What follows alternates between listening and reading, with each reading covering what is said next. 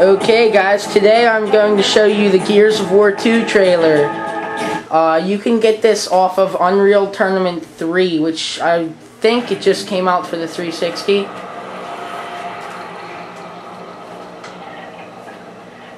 Enjoy it.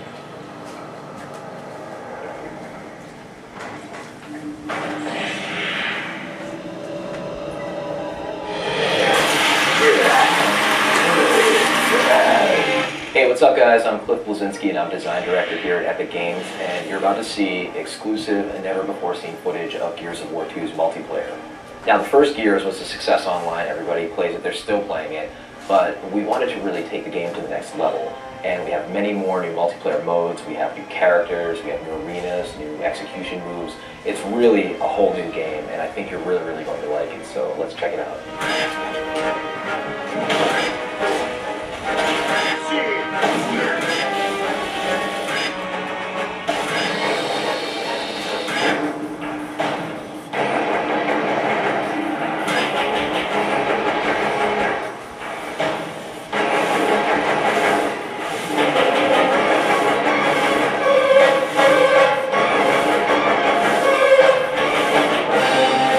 Locations you can see on this exclusive video are the River, Security, and Gridlock.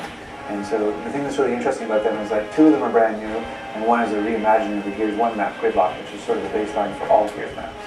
River is based on a single-player location that people get to see in Gears 2 called Landdown, where they actually go to deploy all the Gears to the underground. It's sort of a snowy, wintry hamlet. It's a beautiful setting where there's beautiful violence as well. The final location is a map called Security, which is a mysterious COG outpost with laser fences and laser turrets, in which players have to deactivate said turrets and lasers in order to acquire some of the bigger, better weapons. It's visually compelling, and I think it represents a nice cross-section of the multiplayer experience of Gears 2.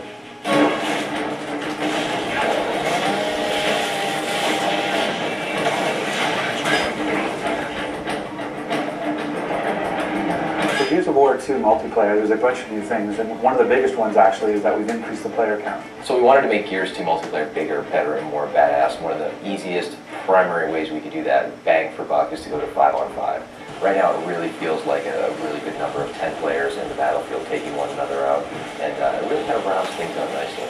We really want to make sure that whatever multiplayer mode we do is true to sort of the Gears vibe, that Gears universe version. So capture the flag. Imagine you had a flag, but the flag is a living person and armed with a shotgun and defending itself. So you're actually playing capture the flag with a flag that can kill you. And so you have to go and you have to basically capture the flag by downing him and picking him up as a meat shield, and then you have to drag him back to this location to score a point. So it's capture the flag, but done Gear style. So another mode that we're showing is, again, sort of a reimagining of a known style, which is the Wingman, where it's you and a partner playing against everybody else. We used to call it 2v2v2v2v2. The fact that Gears is really all about co-op, that it didn't feel right to have this sort of just last man standing kind of gameplay. It didn't resonate in our world. So when we looked at how we'd want to have that kind of gameplay, it really felt more like it had to be sort of a co-op experience. The third mode that you'll get to see in this exclusive video is something we call Guardian. And really what it is it's Assassination 3.0, where Assassination was a mode we had in Gears 1, and then we actually fixed it or tweaked it a little bit in a title update to try to make it more fun. And we added the restriction that you had to execute the leader to kind of add to the assassination feel. But even then we felt like we could do more and said, what if the leader was the reason you're able to respawn? So as long as the leader is alive, your teammates can respawn, but as soon as the leader dies, then it's basically like Warzone, as soon as you die, you're out. By just making that simple little change, we were able to kind of create this whole new sort of feel to Guardian.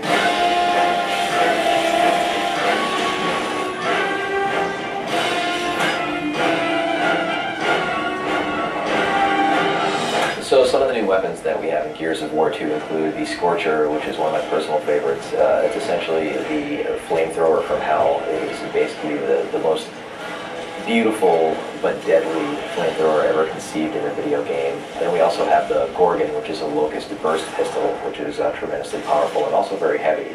And then we also have a shield that players can wield, and they can carry that around and deploy that.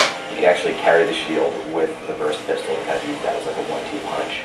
And then we have a poison grenade that players can use for area of denial in order to kind of throw this nasty, noxious cloud out. So in Gears of War 1, you had the ability of using a grenade for grenade tagging. So we found that would be more interesting to actually take that idea of grenade tagging an opponent and actually apply it to the environment. So now you can actually take any of our 3 grenades, the poison grenade, the smoke grenade, or the frag grenade, and you can actually attach it to a wall.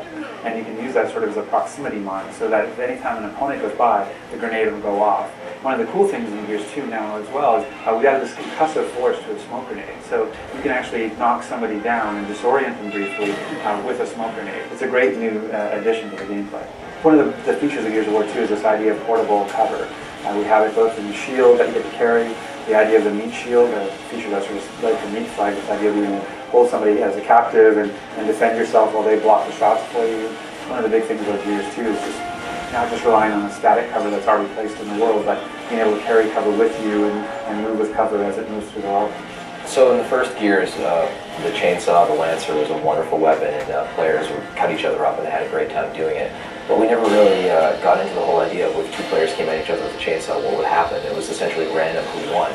And now we're answering that question in the sequel, whereas players will lock onto each other and engage in this life or death struggle with sparks flying, a light flickering, or grunting, or pushing, and players are mashing the button, and within 3 seconds, one player will wind up winning and cutting the other guy in half. And it's this tremendously memorable moment to see these 2 soldiers, these 2 huge warriors dueling on the battlefield with these weapons.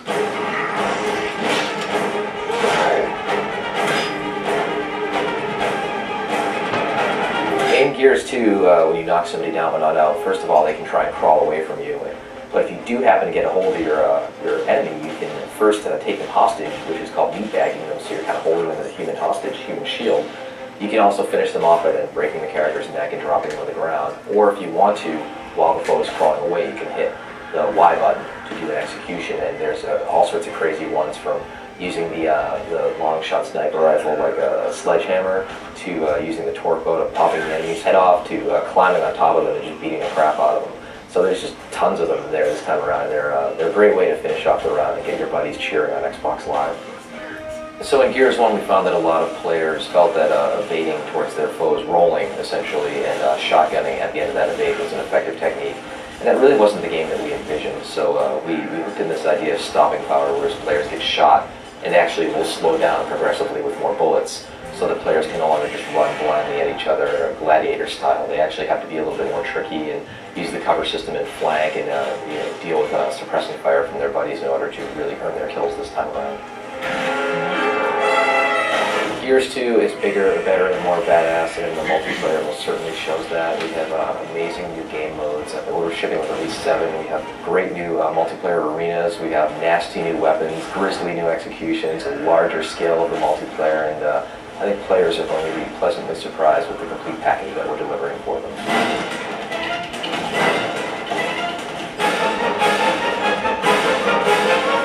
Thanks for checking out this exclusive look at Gears of War 2's new multiplayer features. Looking forward to seeing you guys this winter on Xbox Live.